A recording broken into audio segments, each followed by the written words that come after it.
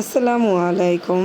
তো আজকে নিয়ে আসলাম সন্ধ্যার নাস্তা পাস্তার রেসিপি দিয়ে, যেটা সবার অনেক অনেক প্রিয়। তো পাস্তা ফার্স্টেই পানি গরম দিলাম, গরম দেওয়ার পর একটু তেল আর একটু লবণ দিয়ে দিলাম, যাতে পাস্তাটা আঠা আঠা না হয়, ঝরঝরা হয়।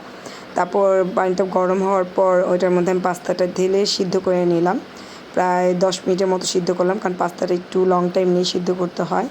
তারপর গরম তেলের মধ্যে আগে আমি চিকেনটারে সুন্দর করে ভাজা ভাজা করে নিলাম। চিকেনের মধ্যে আমি সস দিয়েছি 3-4 চামচের মতো। তারপর একটু লবণ দিলাম, লবণ দেওয়ার পর চিকেনটাকে অনেক সুন্দর করে ভাজা ভাজা করলাম, কারণ চিকেনটা ভালো মতো ভাজা ভাজা না করলে ভিতরে কাঁচা কাঁচা থেকে যাবে। চিকেনটাকে ভাজা করার পর দেন আমি ডিম ছেড়ে দিলাম, কারণ ইম্পর্টেন্ট অনেকই, চিকেন দেই না না দিই, ডিমটা অবশ্যই আমাদের পাস্তার মধ্যে লাগে। ডিম ছাড়া তো নুডলস পাস্তা কিছুই মজা লাগবে না।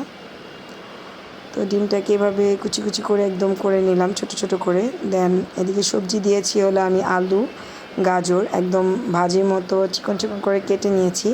তারপর এটাকে আমি একটু ফ্রাই করে নিচ্ছি, যাতে আমি ডিরেক্টলি এটা সিদ্ধ করিনি, আমি একদম কাঁচাটাকেই ফ্রাই করছি। ওইটার মধ্যে আমি মরিচের গুঁড়া আর লবণ দিয়ে একটু লাল লাল করে নিব, কারণ মরিচের গুঁড়াটা দিলে সবজিটা খেতে অনেক মজা লাগে।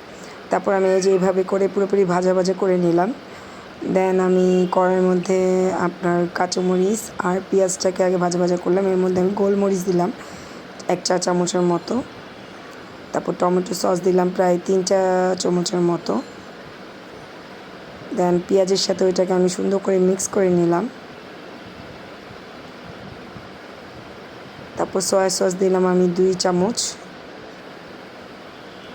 সয়া সসটা দিলে অ্যাকচুয়ালি ফ্লেভারটা অনেক সুন্দর আসে। দেন এটা যখন হয়ে গেল, আমি যে চিকেনটা, ডিমটা আর সবজিটা ফ্রাই করে রেখেছিলাম সেটা আমি এটার সাথে মিক্সড করে দিলাম। আগে আমি এটাকে সুন্দর করে মিশিয়ে নেব এটাতে। দেন আমি পাস্তার যে মশলাটা থাকে সেই মশলাটা আমি দিয়ে আগে সবজিটাকে, চিকেনটাকে, ডিমটাকে সুন্দর করে এটার সাথে মিক্স করব। দেন এখন যে আমি পাস্তা অ্যাড করলাম, অ্যাড করার পর মাশাআল্লাহ এত সুন্দর একটা সন্ধ্যার নাস্তা হয়ে গেল। Thanks for watching.